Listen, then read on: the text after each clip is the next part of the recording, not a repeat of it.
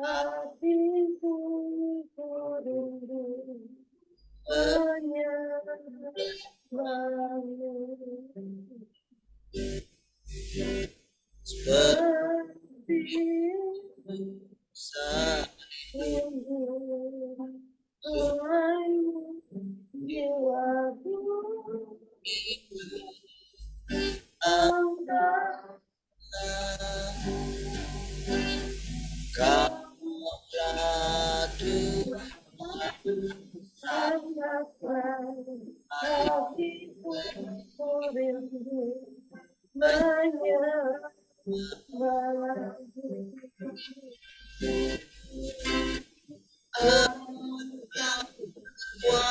dan berisan kepada rohku berserah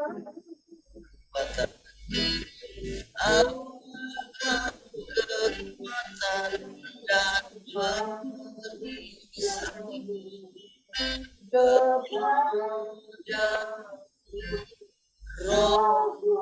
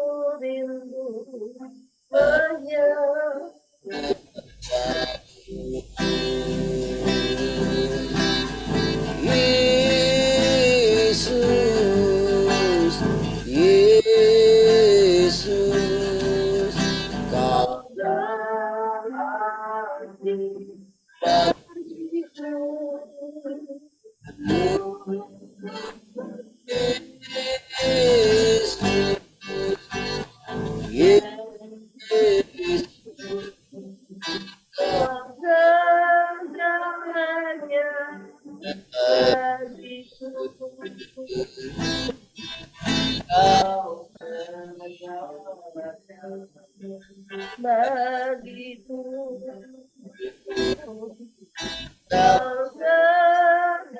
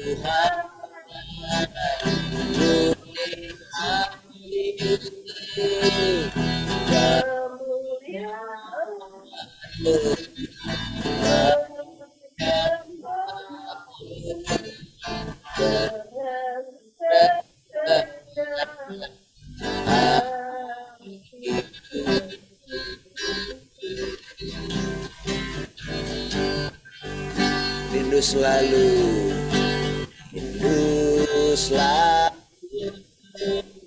oh,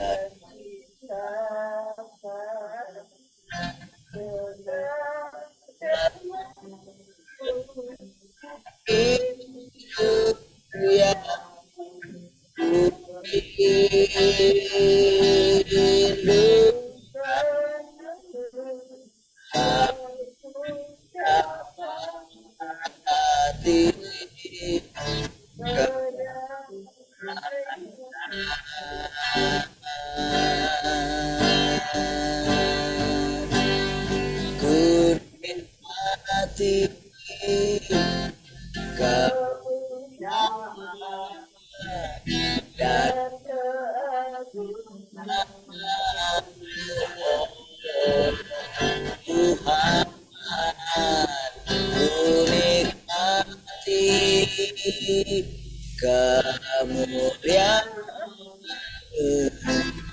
menyembahmu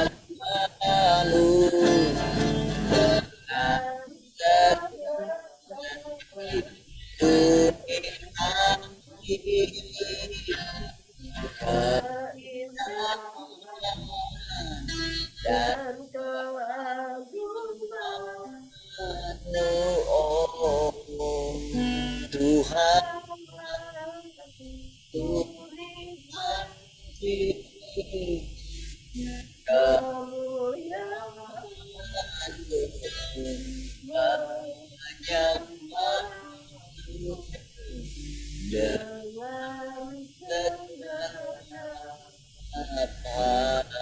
hatiku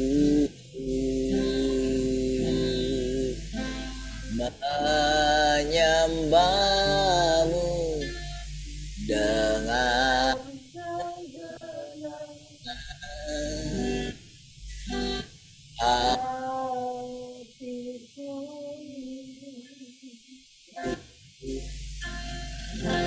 oh,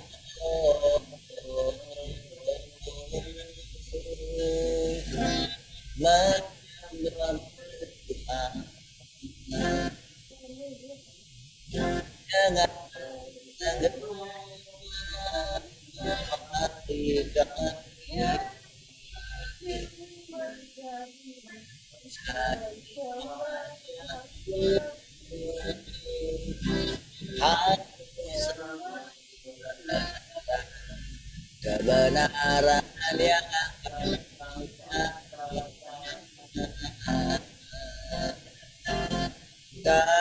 kehidupan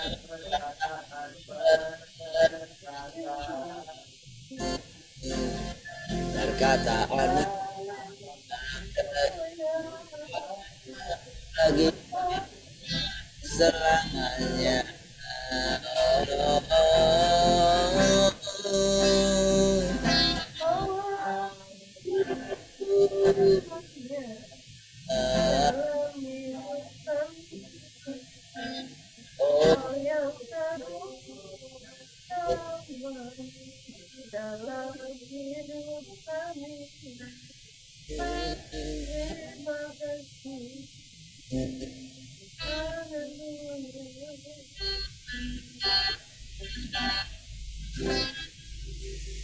Haleluya, terima kasih Tuhan. Syukur hari ini kita datang bersama-sama di hadirat Engkau, anak Tuhan, sekutu dengan firman-Mu adalah kuasa Tuhan. Engkau melekat dengan firman, kami boleh memandang Engkau ketika kami bersekutu dengan kami boleh berhadapan muka dengan Tuhan. Terima kasih syukur untuk membawa kami mengatakan pribadi. Pujilah Tuhan. Katakan amin. Baik, shalom semua. Selamat pagi.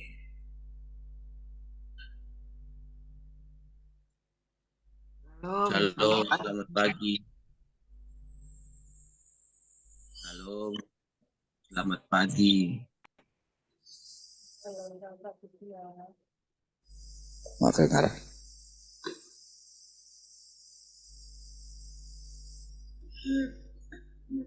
Oke, baik, sudah jelas suaranya?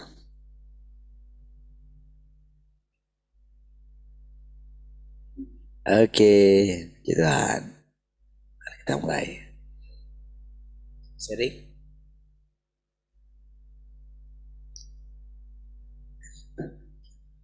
Baik, Tuhan.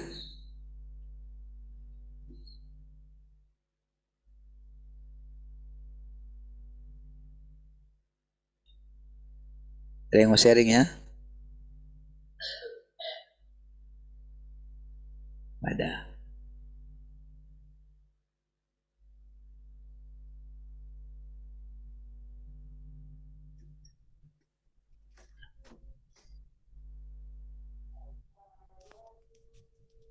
Ini dia.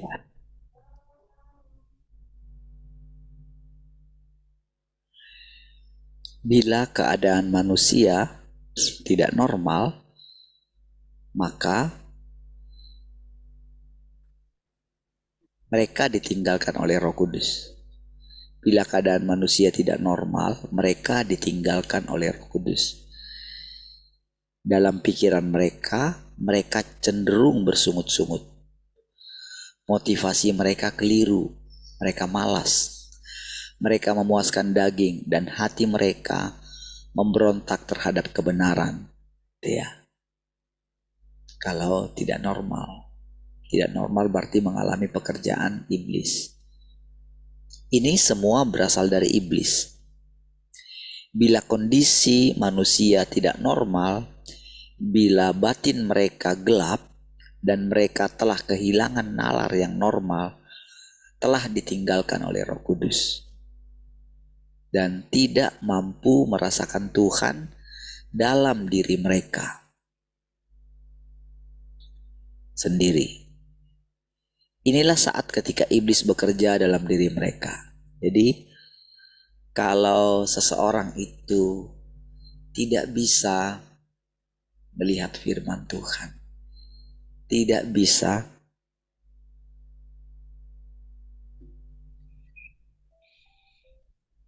merasa tenang,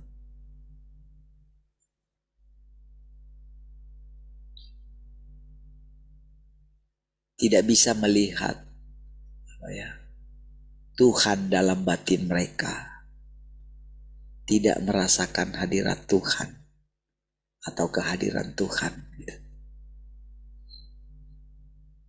pasti kan cenderungnya negatif gitu. Nah, jadi itulah tandanya seseorang sedang mengalami pekerjaan iblis gitu. Itulah indikasinya.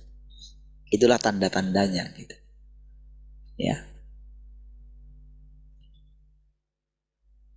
Iblis bekerja dalam diri mereka. Apabila manusia selalu memiliki kekuatan dalam batinnya dan selalu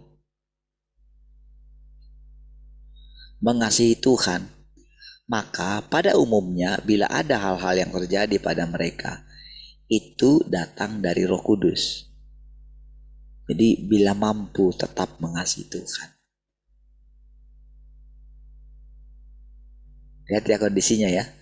Jadi bukan berarti tidak mengalami hal-hal yang mungkin membuat dia tidak tenang gitu. Ada juga gitu. Tetapi apabila dia tetap bisa mengasihi Tuhan, ya, maka pada umumnya bila ada hal-hal yang terjadi pada mereka, itu datang dari Roh Kudus. Dan siapapun yang mereka temui, pertemuan itu merupakan hasil dari pengaturan Tuhan gitu. Itu dia ya. Nah, artinya bila engkau berada dalam keadaan normal, bila engkau berada dalam pekerjaan besar Roh Kudus, tidak mungkin bagi iblis untuk membuatmu goyah. Atas dasar inilah dapat dikatakan bahwa segala sesuatu berasal dari Roh Kudus. Dan walaupun engkau mempunyai pikiran-pikiran yang keliru, engkau mampu meninggalkan pikiran-pikiran itu dan tidak mengikutinya. Nah, jadi disitulah kita ketahui kalau kita bisa berkata kita tidak bisa disentuh oleh iblis gitu. Itulah pernyataan yang langsung keluar dari mulutnya Tuhan gitu. Begitu kita mengatakan seperti itu gitu.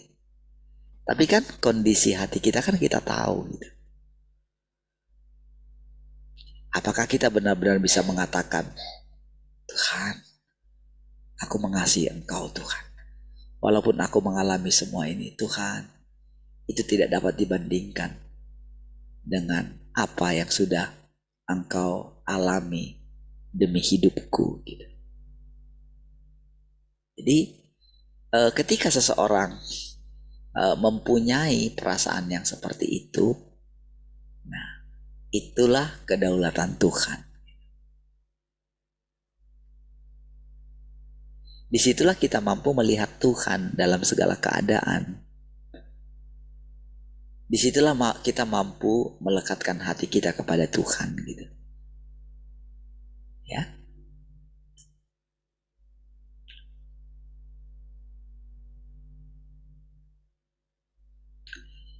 Dalam keadaan apakah iblis ikut campur? Iblis mudah bekerja dalam dirimu bila kondisimu tidak normal. Ya. Langsung dia gitu. Bila engkau belum dijamah oleh Tuhan dan tidak memiliki pekerjaan Tuhan, bila batinmu kering dan tandus, bila engkau berdoa kepada Tuhan tetap tidak memahami apapun, dan saat engkau tidak memahami apapun, dan saat engkau makan dan minum firman Tuhan, engkau tidak dicerahkan atau diterangi. Jadi semua kondisi itu membuat, itulah kondisi yang tidak normal. Tidak bisa memahami, tidak memiliki rasa lapar dan haus gitu. Jadi begitu seseorang tidak lagi haus akan firman, entah apapun alasannya, saya sudah katakan saudara, dalam kondisi apapun gitu, dalam kondisi, dalam keributan sekalipun, seseorang bisa mendengarkan firman Tuhan kalau kondisinya normal gitu. Bisa, sesibuk apapun dia, sebanyak apapun yang dipikirkan dia bisa tetap mendengarkan firman karena hatinya itu telah ditawan gitu.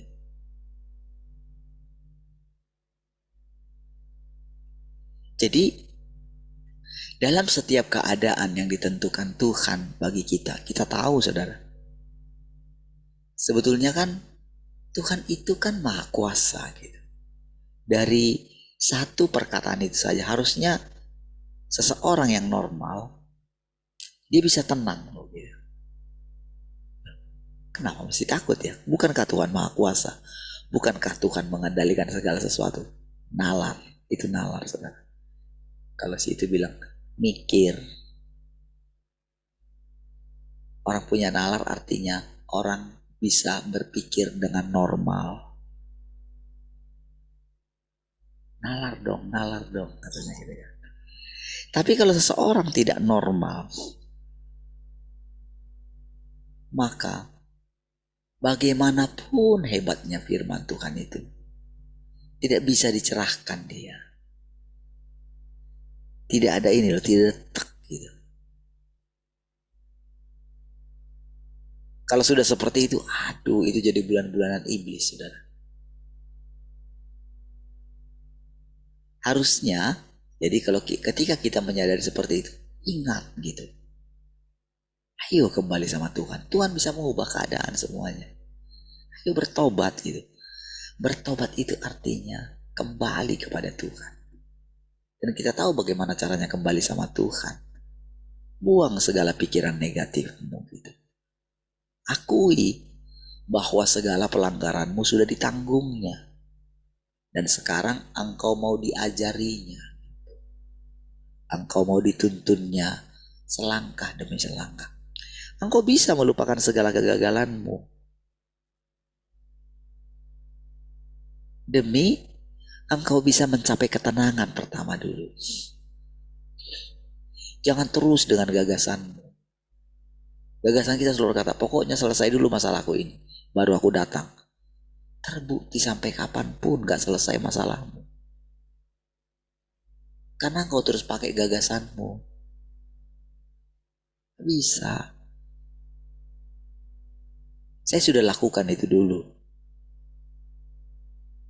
Dari segi apapun perbedaan antara saya dengan saudara, kan sudah jelas-jelas beda. Saya memang dipanggil full time gitu. Berarti dalam hal ini, kalau saya mau bilang berarti saya lebih dekat dengan Tuhan. Artinya harusnya Tuhan lebih cepat harusnya menolong saya kalau itu jalannya. Kalau itu memang benar seperti itu, Tuhan pasti langsung tolong saya dong. Tuhan selesaikan masalah saya. Tuhan selesaikan dulu mungkin masalah penghidupan saya langsung. Iya kan? Tuhan bawa dulu mungkin langsung. Bawalah orang-orang sih, bawa jiwa-jiwa. Ya dibawa sama Tuhan misalnya. Seperti kita berdoa dulu, ditarik, kita bisa tarik semua jiwa-jiwa datang kepada Tuhan. Sekarang dia mulai mengajar kita sesuatu yang bertolak belakang dengan semua gagasan kita itu gitu.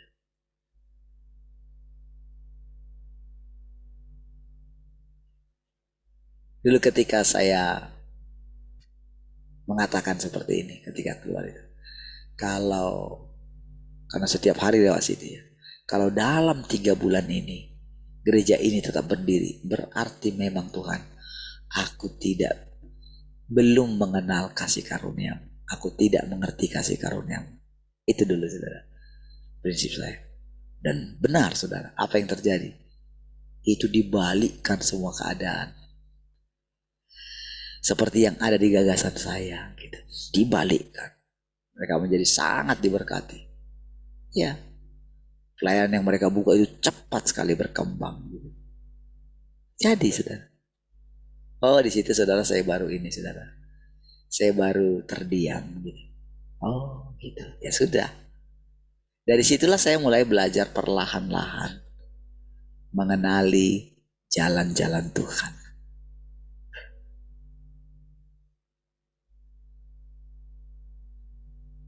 Mulai belajar gitu.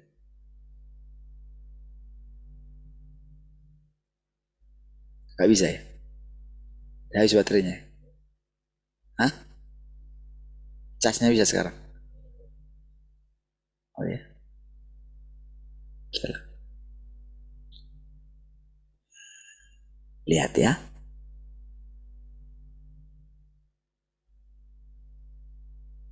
Ini dia. Bila batinmu kering dan tandus, bila engkau berdoa kepada Tuhan tapi tidak memahami apapun, dan saat engkau makan dan minum firman Tuhan, engkau tidak dicerahkan dan diterangi. Dengan kata lain, bila engkau telah ditinggalkan oleh Roh Kudus dan engkau tidak dapat merasakan Tuhan, maka banyak hal terjadi pada dirimu yang berasal dari pencobaan iblis.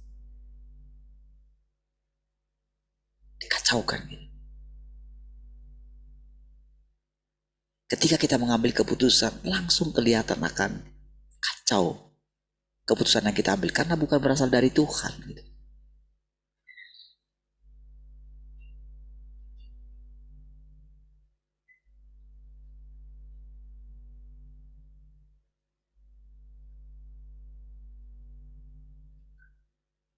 Jadi kalau seseorang itu memiliki hadirat Tuhan gitu, maka si iblis tidak bisa menyusupkan rencananya gitu.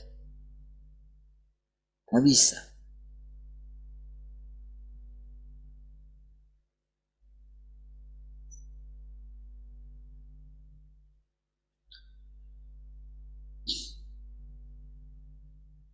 Banyak hal.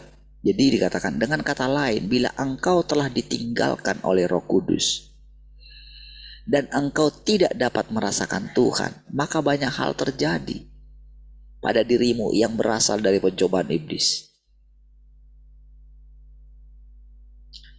Disitulah saudara ketakutan, roh ketakutan, roh kegelisahan, roh yang semua berasal dari iblis, itu bekerja merajalela dalam dirimu. Ketika engkau ditinggalkan oleh Roh Kudus, siapa yang bisa tolong kita, saudara? Bukankah Roh Kudus?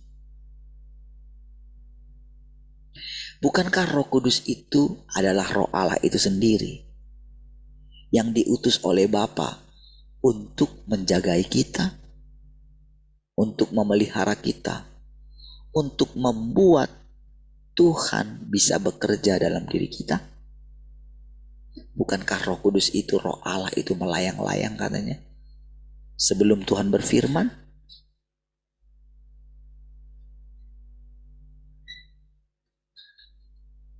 Betapa pentingnya saudara kita itu menundukkan diri di hadapan Tuhan. Ya saudara, sebetulnya betapa sederhananya saudara. Yang diinginkan Tuhan gak banyak dari kita, gak banyak. Dan ketahuilah rancangan Tuhan atas hidup kita adalah rancangan damai sejahtera. Ingat firman Tuhan itu. Jadi kalau kita itu tidak merasakan damai sejahtera atau merasakan kegelisahan, kita merasa jadinya kita lemah,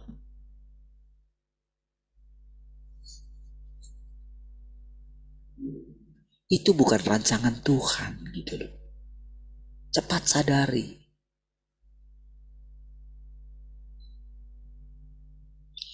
Ayo, dimanapun kita berada, kondisi apapun kita, hari itu juga kita bisa kembali kepada Tuhan. Iya, ingat firman Tuhan. Sadari kita itu telah dipilih oleh Tuhan. Jangan keraskan hati. Udah, nyerahlah.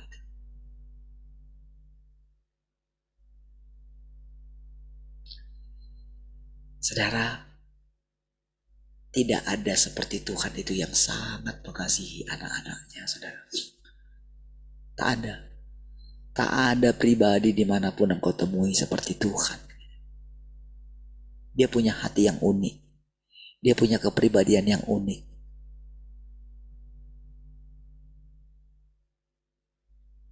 Sangat mudah hatinya berbalik. Iya. Makanya sering sekali sebetulnya dia itu ditipu oleh manusia. Iya. Karena apa? Manusia memanfaatkan kebaikan hatinya. Tapi walaupun demikian saudara, karena memang gimana ya, itulah Tuhan saudara.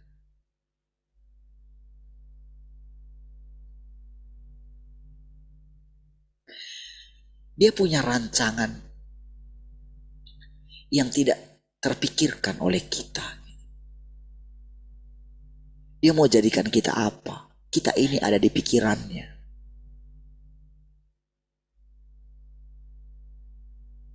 Tapi dia harus terus menghadapi gagasan-gagasan kita. Ketika muncul gagasan kita, itulah pemberontakan kita.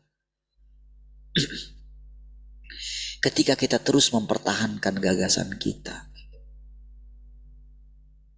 jadilah orang normal. Artinya jadilah orang biasa. Apapun posisi kita, apapun keadaan kita, jadilah orang normal, orang biasa. Menjadi orang biasa itu saudara, itu hal yang sangat menyenangkan. Jangan berusaha menjadi baik.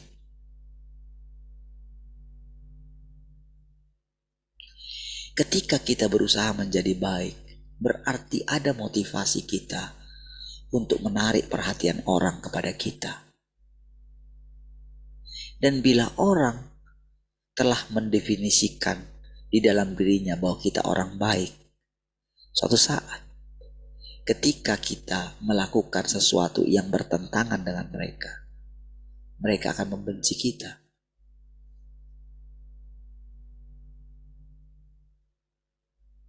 Ternyata dia tidak baik.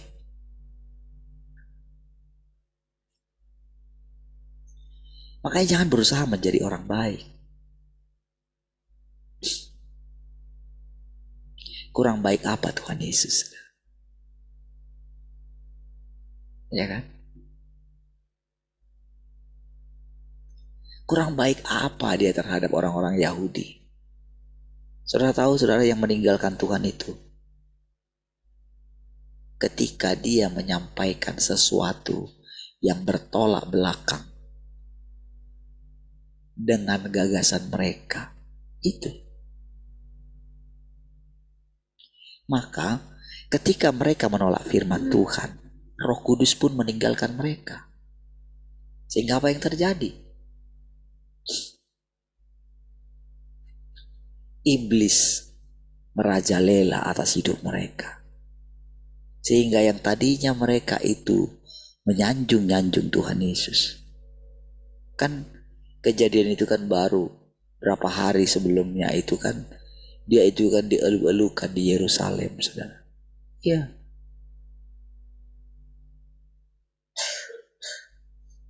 Dipuja-puja.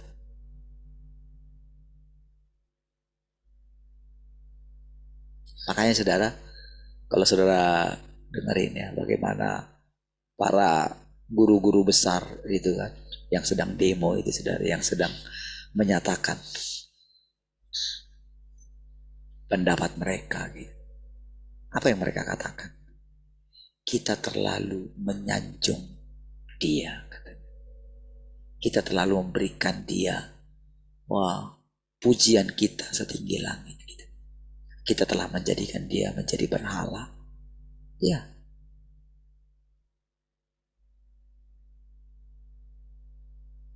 Dari situ mereka mulai melihat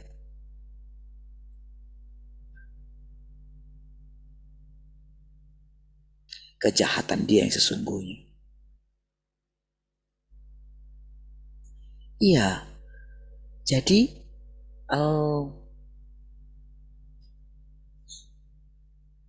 ketika Tuhan katakan manusia itu sudah rusak, tahukah saudara? Itu firman Tuhan. Itu kita nggak bisa lawan, saudara, firman Tuhan itu. Ketika Tuhan mengatakan, maka jadi. Kita sedang dilatih untuk hidup oleh firman.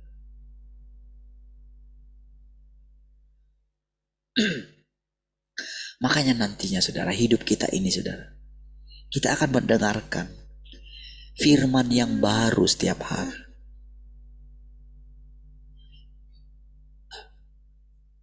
Tahukah saudara, ketika kita mendengarkan setiap perkataan-perkataan setiap hari, saudara, saya ingat dulu, saudara, saya tidak tahu gimana caranya memulai ini. Nggak tahu saya.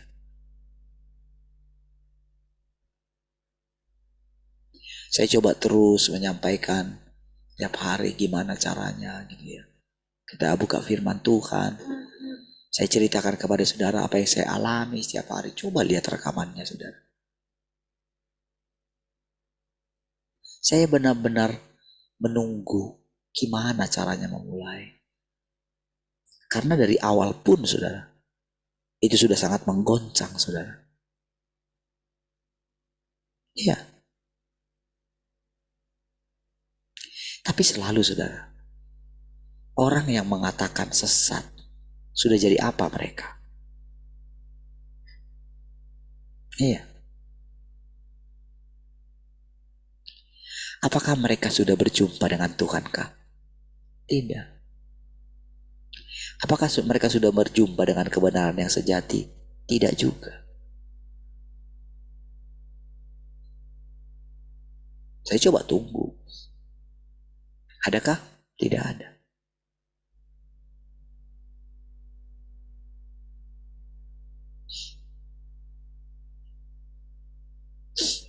Kalau mereka masih punya banyak pengikut mereka lalu-lalukan gitu. Nah, itu masih gampang. Itu hidup anugerah itu. Paling gampang itu lihat gini. Coba tes ketika para pengikutnya meninggalkan dia. Coba tes. Hatinya tetap enggak mengasihi Tuhan. Itu aja.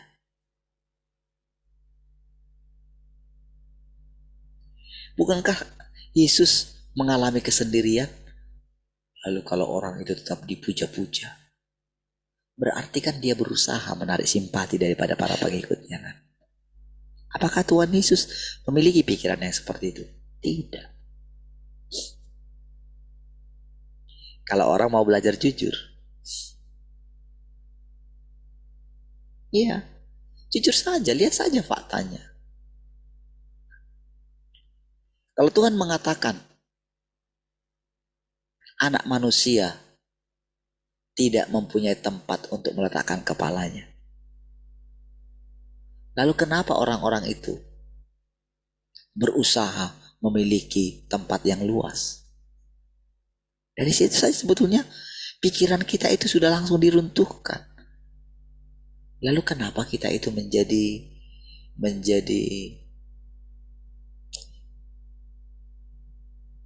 kita merasa minder kalau kita tidak punya tempat untuk meletakkan kepala?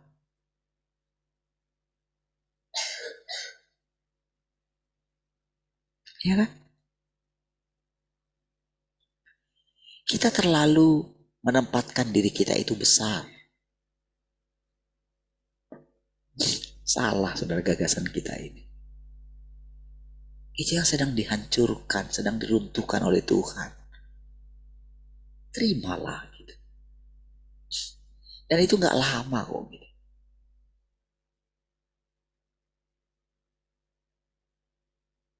Saatnya akan tiba saudara. Semua orang akan mengalami akhir zaman mereka. Semua, siapapun dia. Oh saudara lihat orang paling bahagia siapapun di seluruh dunia ini. Pada akhirnya mereka akan sampai di mana mereka mengalami keadaan yang berbeda dengan apa yang mereka alami. Berbalik, keadaan sebaliknya terjadi.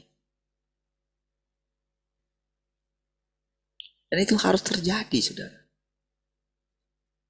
Tapi apabila pekerjaannya sudah selesai dalam diri kita, kita tidak akan mengalami semua itu. Karena air mata kita akan dihapus. Jadi coba lihat saudara, bagaimana caranya dia sedang bawa kita. Betapa beruntungnya kita kalau sekarang kita sedang dihakimi. Ya, karena nanti kita tidak akan mengalami penghakiman lagi. Karena kita sudah mengalaminya. Sementara orang yang menolak penghakiman, yang berusaha ingin mengeluarkan dirinya dari masalah, oke. Dia mungkin menghindar hari ini. Tapi apakah dia bisa menghindar di kemudian hari? Betapa bahagianya hidupnya Salomo. Tapi saudara, begitu dia ada di penghujung hidupnya, coba lihat kata-katanya.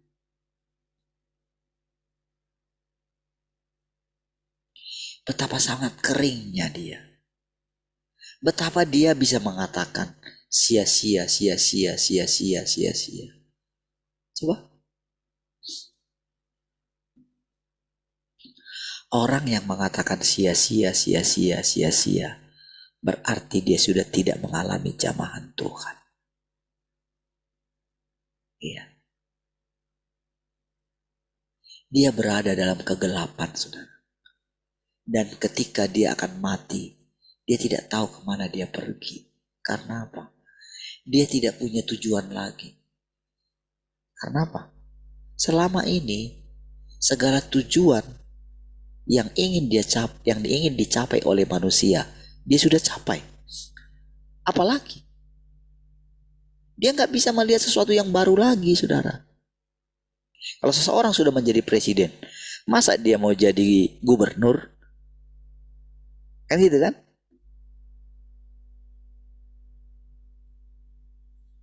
Mau jadi apa lagi dia?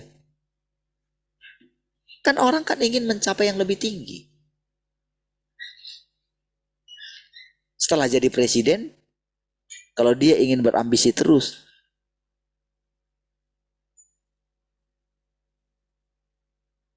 maka apa? Anaknya. Karena dia anaknya, dia kan atur nanti anaknya. Yang satu dipikir dia, saya tahu saudara, di dalam pikiran dia, mana dia bisa percaya. Dia hanya bisa percaya mungkin sama anaknya, sama presidennya. Setali dua uang mereka. 11-12. Karena manusia itu licik. Iya, mana bisa dia percayai yang bukan anaknya sendiri, nggak bisa. Karena mereka menyimpan kelicikan-kelicikan. Yang satu, oke aku terima dulu kamu sekarang. Tapi jangan harap ketika aku sudah menjabat, habislah kau. Saudara.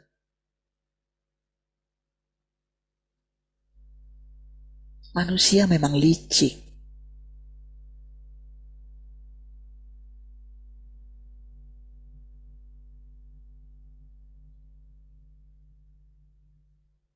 Makanya dia berusaha supaya dia lebih tinggi dari presiden. Tapi coba nanti begitu dia sudah mencapai itu, pada akhirnya sudah dia akan menyadari,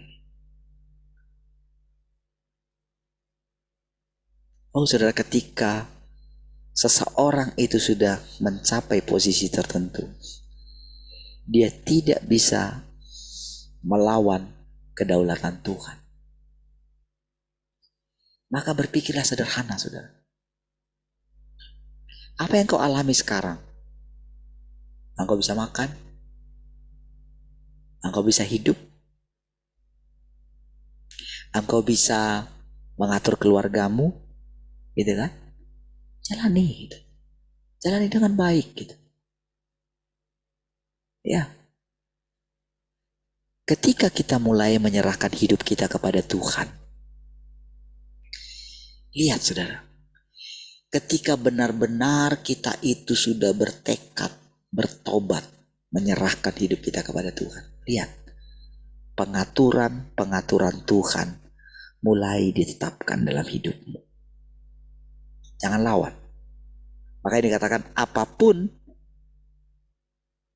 kalau keadaan seseorang itu normal, maka segala sesuatu yang terjadi dalam hidupnya tidak ada yang secara kebetulan.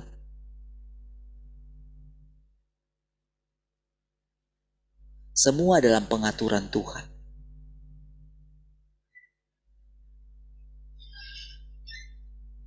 Ya, orang-orang yang kita jumpai, semua dalam pengaturan Tuhan. Makanya saudara, Tuhan katakan, ketika aku lapar, kamu beri aku makan.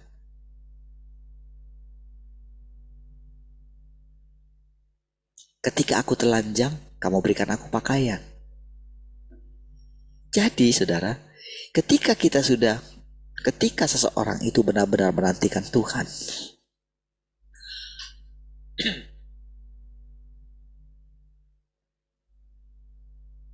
hal sederhana yang bisa kita lakukan adalah apapun yang diperhadapkan kepada kita, lihat, itu Tuhan. Nah, gitu. Itu maksudnya perumpamaan itu, saudara. Artinya, kita mesti bisa menerima semua orang. Apalagi ketika dihadapkan kepada kita. Gitu. Makanya coba lihat cara Tuhan menghadapi semua orang. Ketika menghadapi perempuan Sirofenisia bagaimana? Ketika menghadapi perwira bagaimana? Kepala perwira itu. Semua, coba perhatikan. Ketika menghadapi 10 orang yang penyakit kusta. Semua sembuh sebetulnya. Lalu cuma satu yang datang. Berbeda-beda, saudara. Dia selalu melihat hal yang baru.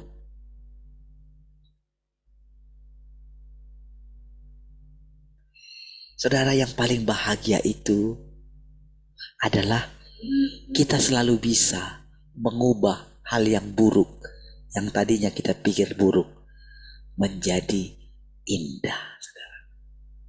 Itulah pekerjaan Tuhan. Iya.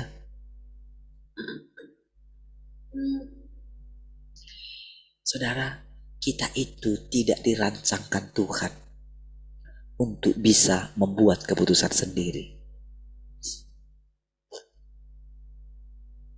Rancangannya adalah semua dari Dia, oleh Dia, dan bagi Dia. Tugas kita apa? Mencari tahu lewat pengalaman hidup kita sesuai dengan kebenaran mana yang dikehendaki Tuhan. Gitu, saudara. Oh, saudara, manusia ini berusaha ingin memperbaiki bumi ini, saudara. Iya, dengan segala macam gitu.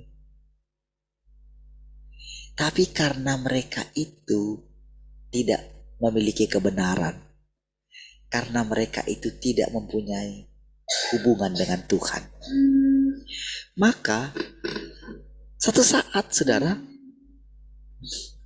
semua itu mereka itu akan mendapatkan bagian sesuai dengan apa yang mereka lakukan. Tetapi mereka akan kembali kepada peristirahatan mereka gitu.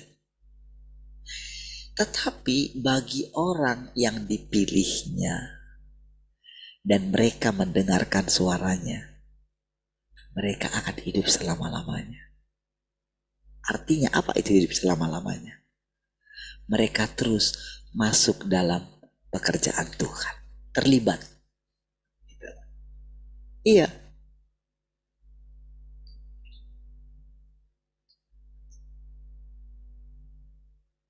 Jadi pekerjaan Tuhan dari zaman ke zaman itu, pekerjaan Tuhan zaman sekarang inilah yang sangat clear gitu. Walaupun kita tidak bisa merasa, walaupun kita rasanya kan sama kan seperti dulu Tuhan itu kayak nggak ada kan. Tapi tahukah saudara, setiap kali kita itu datang kepada Dia, setiap kali kita bersekutu 2-3 orang di dalam namanya, Tuhan selalu hadir. Iya. Makanya saudara perbaiki, saudara. Kalau kita sudah sepakat tanggal 5 gitu ya, udah atur, setel jammu, lawan kedaginganmu gitu. Iya, mesti bisa loh.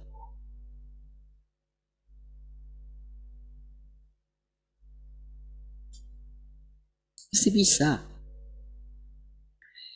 Tubuh saudara masih lebih sehat dari tubuh saya kok. Iya kan?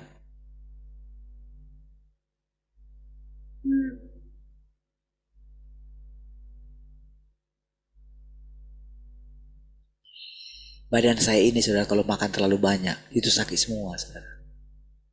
Artinya ya gulanya naik gitu. Jadi sekarang harus atur makan gitu. Kalau sudah kayak gitu rasanya badan ini bisa berat gitu loh, untuk bangun tuh sangat berat gitu.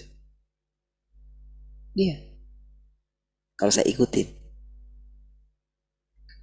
Makanya yang saya suka ngerjain apa aja gitu. Karena waktu saya kerja itu berarti kan gulanya kan turun gitu loh. Karena kan tersalurkan ke energi gitu. Badan saya ringan. Tapi kan namanya kalau badan kita capek, kalau kita tidur kan itu untuk bangun itu kan pasti capek juga gitu. Tapi saudara, kita itu bisa menetapkan badan kita hanya di pikiran kita ini saja. Bukankah oleh bilur Tuhan Yesus saya sudah sembuh? Cukup dengan punya pikiran seperti itu. Ya. Kenapa saya tidak ubah tubuh saya yang lemah ini? Yang kata dokter mungkin gulanya tidak normal gitu. Mereka bisa bilang, oh karena pankreasnya gini-gini. Suka mula ngomong. Saya lebih percaya firman Tuhan daripada penelitianmu itu. Makanya dari dulu saudara, ketika saya sakit itu saudara, berbagai macam orang gitu. Pendeta semua jadi berubah jadi dokter, saudara. Bawa obat semua gitu. Kadang-kadang ini pendeta atau apa ini? Tapi dari mulut dia juga keluar gitu. Saya sekarang memperhatikan semua ini tentang kesehatan. Semua yang dikatakan dia itu gagal, saudara. Padahal dia pendeta gitu. Makanya dulu saya suka malah ngomong apa. Bawa semua gitu. Rela loh kadang-kadang mereka itu kasih sendiri gitu. Memang demi kasihnya gitu. Oke lah. Tapi cobalah kalau misalnya saya makan semua yang mereka bawa itu. Macam mana lah tubuh saya ini? Berarti kan gini, saudara. Saya cuma punya prinsip gini. Lah, saya itu masalah saya dengan Tuhan. Bukan dengan semua ini. Kalau hubungan saya, kalau masalah saya beres dengan Tuhan. Bukankah ini semua beres? Siapa yang memperpanjang umur saya? Apakah obat? Buktinya mereka cukup punya uang banyak gitu. Masih ada pengobatan lain lagi. Apakah bisa? Nggak bisa. Tiba-tiba saja Tuhan berfirman dalam hatinya, sudah cukup. Kamu pulang. Atau kamu mau ingin menderita lagi? Boleh. Akhirnya saudara, dia mendapatkan gambaran gitu. Kalau Tuhan Yesus yang datang, sudah. Mungkin dia pikir, oh itu Tuhan. Oke lah kata Tuhan gitu. Karena memang aku juga mengasihimu. Tapi apakah benar begitu? Who knows? Siapa tahu. Karena apabila hati seseorang belum disempurnakan, penghakiman itu pasti akan datang. Kapanpun, dimanapun.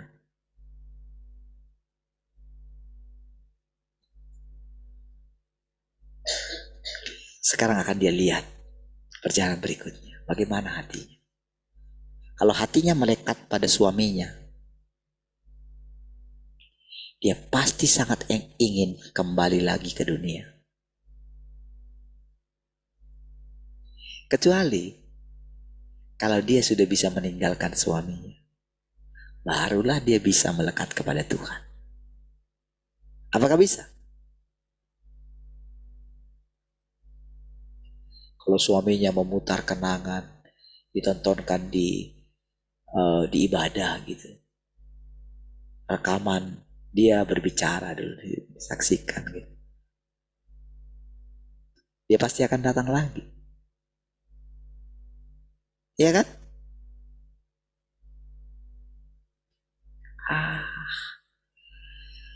Sudahlah, lepaskan aku. Oh, kamu juga gak bisa melepaskan. Ya. Jalan hidup manusia itu, saudara, tidak sesimpel yang kita bayangkan. Tapi saudara, itu semua bisa menjadi sederhana kalau kita mengerti, menerima siapa kita. Kita adalah manusia, Tuhan adalah Tuhan. Ya. Kenapa kita tidak mau menerima pengaturan Tuhan? Kalau kita menerima pengaturan Tuhan, kita gak perlu takut dengan iblis, saudara. Kita tidak perlu takut dengan orang yang menganiaya kita. Kita tidak perlu takut dengan orang yang menghina kita, mengejek kita. Kemalangan manusia, dia terlalu mendengarkan ejekan orang lain terhadap dia. Coba lihat, katanya dia begini, tapi kok ternyata begitu.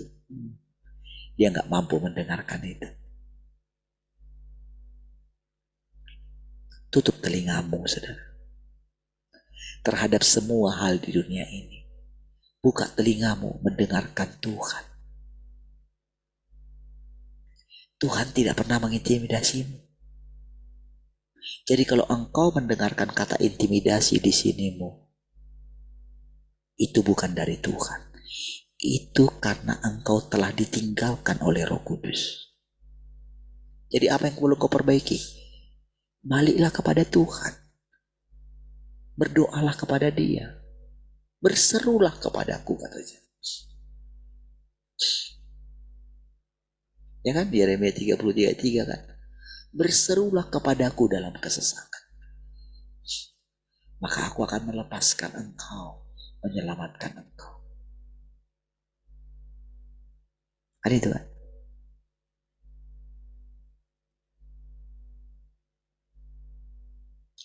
Tapi bukan semua orang yang berseru-seru kepada Tuhan akan diselamatkan.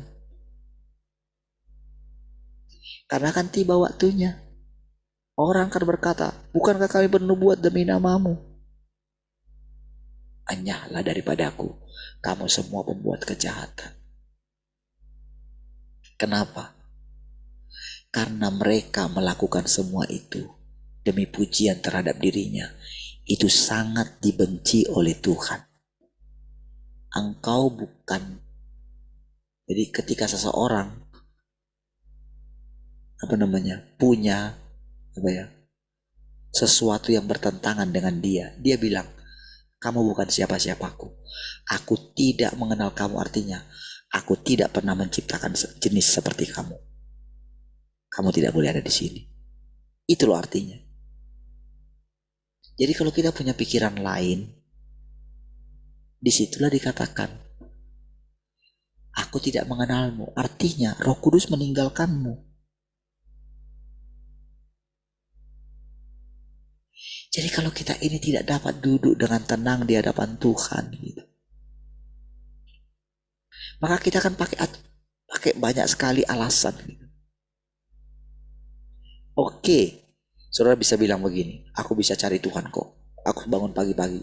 Buktikan. Saudara harus berani gitu. Betul nggak? Ada hasil yang kulakukan ketika aku sendirian cari Tuhan. Buktikan gitu. Engkau mesti tenang. Engkau mesti punya keyakinan. Engkau mesti bisa menyelesaikan masalahmu. Iya, mesti kayak gitu, kita mesti berani gitu. Kalau tidak, berani kembali kepada Tuhan. Berani bertobat gitu. Iya, berarti itu bukan.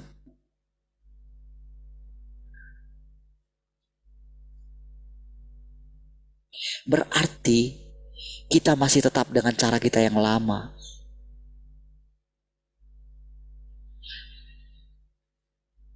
Jadi saudara, begitu seseorang mau menghindar daripada firman Tuhan ini, saudara, Tuhan itu bilang begini, oke, kamu tetap mau dengan caramu yang lama, kamu masih belum mau membuang berhala yang ada dalam pikiranmu.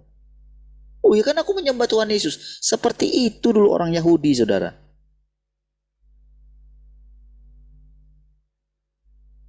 Kami ini anak Abraham, kami bukan anak haram. Oke lah. Dia berani bilang begini, Abraham tidak punya anak seperti kamu.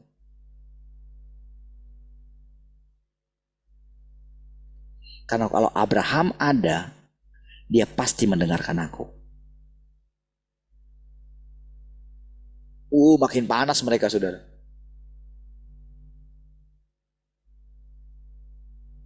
Iya. Jadi saudara, Tuhan sudah datang. Jadi, siapa yang tidak mengenalnya, siapa yang tidak mau menerimanya, silahkan, kata Tuhan. Iya. Kamu mau terus dengan caramu? Oke. Kamu masih mau menunggu yang kamu bilang Tuhan Yesusmu itu?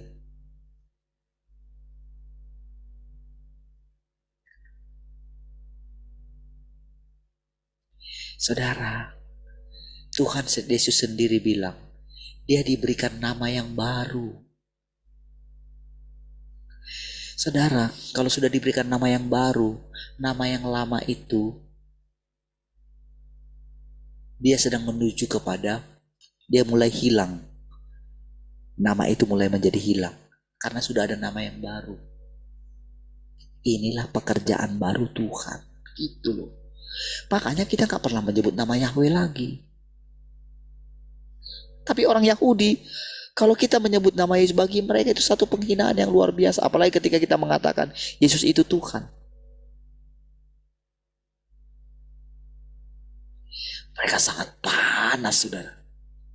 Mereka benar-benar menganggap kita itu menghujat. Itu hati mereka sangat panas, saudara. Makanya kebencian mereka terhadap orang Kristen itu sangat ngeri, saudara. Kalau boleh dibilang yang paling mereka benci justru orang Kristen.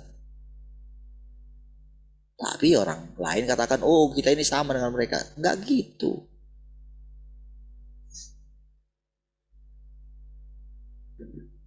Makanya orang-orang yang mau menggabungkan itu, saudara, masih mencoba pakai perayaan-perayaan kayak gitu. Aduh.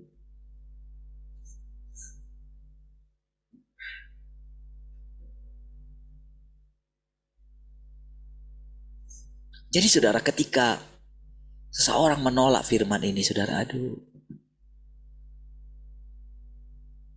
ayolah gitu.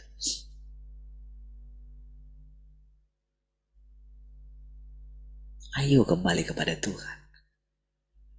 Hanya Tuhan ini, saudara, Tuhan yang sejati ini, yang mampu membawa engkau kepada masa depan yang penuh pengharapan. Iya. Bukan sekedar mengeluarkan engkau dari masalahmu, dari hutangmu, terlalu kecil. Nggak ada nilainya itu, saudara, hutangmu itu. Mau berapa M kamu bilang gitu. Belum mencapai M kan? Ada yang sudah mencapai M utangnya. Berapa M pun itu tidak ada nilainya. Hari ini kalau Tuhan katakan utangmu sudah selesai, percaya firman Tuhan itu. Waktu kamu percaya firman Tuhan itu, baru selesai masalah. Waktu kamu tidak campur tangan, barulah Tuhan turun tangan. Tapi gimana tapi saya yang kamu menghadapi. Iya, itu pikiranmu. Berarti kamu gak ngerti. Jangan takut, Parlin. Akulah perisaimu. Perisai itu di depan, saudara. Jangan saudara jadi perisainya Tuhan. Jangan engkau di depan, Tuhan di belakang. Kebalik. Kamu akan jadi bulan-bulanan. Tapi kalau Tuhan yang di depan, berani gak masalah itu datang sama Tuhan?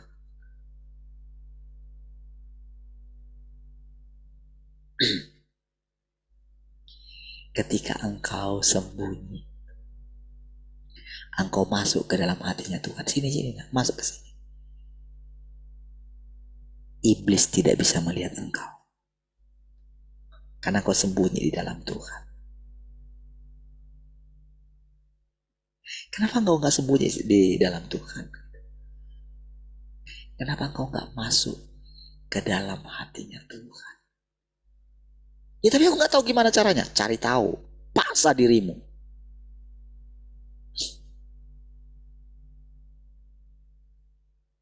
Engkau punya pikiran, terus pikiranmu itu diisi dengan kekhawatiran. Buang segala kekhawatiran.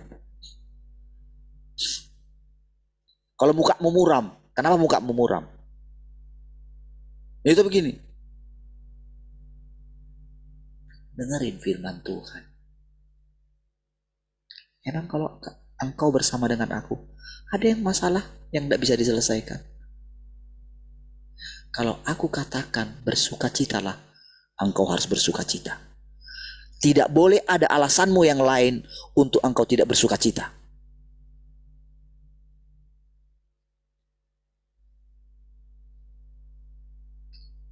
Hanya itu yang Tuhan minta. Hapus air matamu. Terima firmanku dalam hatimu. Terima. Jangan lawan. Kali ini engkau harus tegas kepada iblis gitu. Dan iblis itu adalah dirimu sendiri. Lepaskan segala ikatan iblis dalam dirimu. Bencilah dia. Bencilah kehidupan memberontak sama Tuhan. Benci. Lawan dia. Itu bukan kawan yang membuat engkau loyo, yang membuat engkau lawan.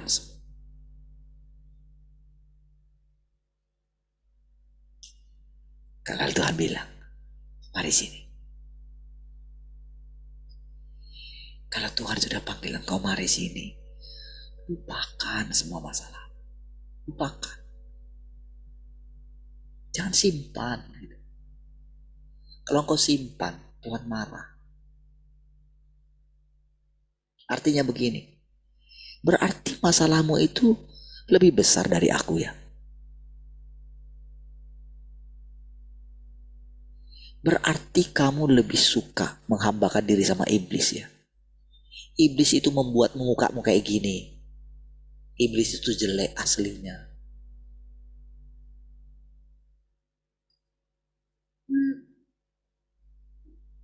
Kalau kamu terus memandangi dia, mukamu jadi jelek. Apa Tuhan gak marah sekali kayak gitu, saudara?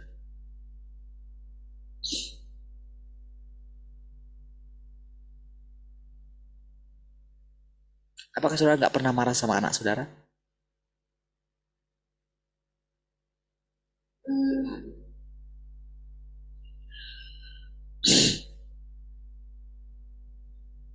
Apakah Tuhan tidak bisa marah sama anaknya? Apakah kita melarang Tuhan marah? Bisa melarang Tuhan marah? Siapa kita? Kita bisa marah, lalu Tuhan gak bisa marah. Makanya Tuhan bilang sama Ayub, tampil sebagai laki-laki katanya. Berarti selama ini belum laki-laki si Ayub, saudara.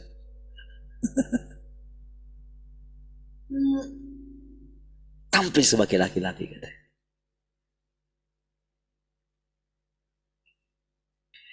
Saudara, waktu Ayub sudah mendengarkan firman Tuhan, waktu konsepnya tentang Allah itu berubah, itu kan drastis berubah, saudara, konsepnya Ayub itu. Tadinya dibilang, dari kata orang saja aku mendengarkan tentang engkau, tapi sekarang aku sudah melihat engkau. Tahu saudara, sejak dari situ semua yang tadinya hilang dikembalikan 2 kali lipat. Semuanya, tak ada yang kurang. Anak-anaknya pun dia dapatkan yang terbaik. Semuanya. Dia masih bisa melihat cucu-cucunya. Sampai keturunan keberapa katanya. Ya. Oh, dia bisa mengajar banyak orang di timur pada waktu itu. Kenapa? Saudara, kalau kita itu lolos, saudara, dari kehidupan kita yang sulit, saatnya akan tiba, kita akan menjadi tua-tua yang akan didengarkan, dimintai pendapat, dimintai nasihat. Ya. Dan kalau kita sudah sampai pada posisi itu, saudara,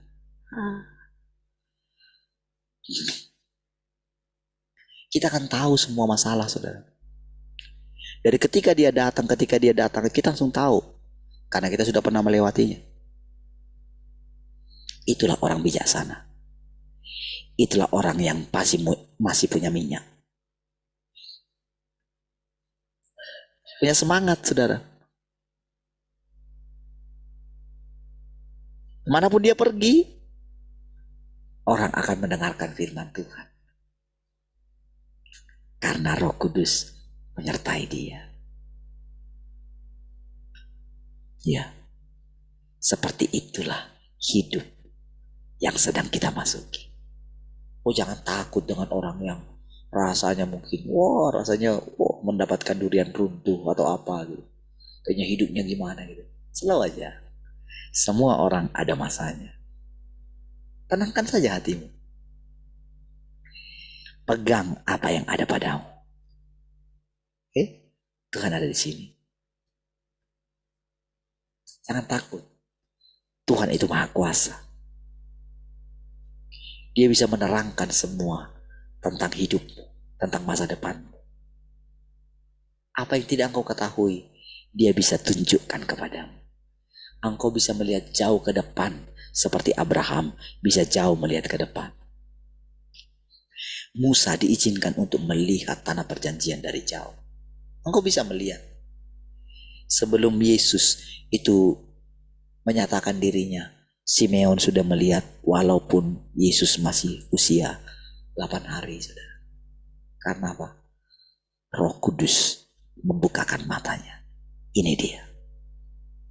Walaupun kita belum tahu apa di depan, tapi Roh Kudus membuka mata batin kita. Sehingga kita bisa melihat masa depan kita. Tuhan, berdoa. Terima kasih Tuhan, kami bersyukur pagi hari ini. Terpujilah Tuhan selama-lamanya. Kami bersyukur untuk perkataan-perkataan-Mu Tuhan. Haleluya, sama-sama katakan. Amin. Tuhan.